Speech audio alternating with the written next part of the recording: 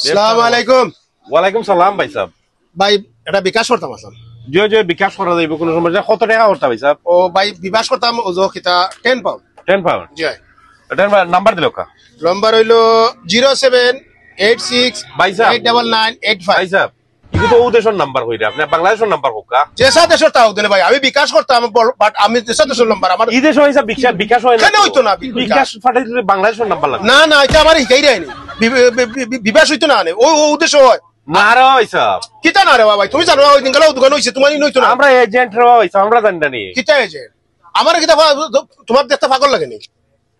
হ্যাঁ আপনি কতজন হইছে এই দেশ হইছে? আমার আমি ধরে তোমার তো ভাই বেটার তেমন কথা জিনিস আমি আরে তোমার পাগল লাগে ওখান তোমার কইছি 10-15 আমার বিকাশ করিয়া দাও। আমরা এই দেশ বিকাশ করি না।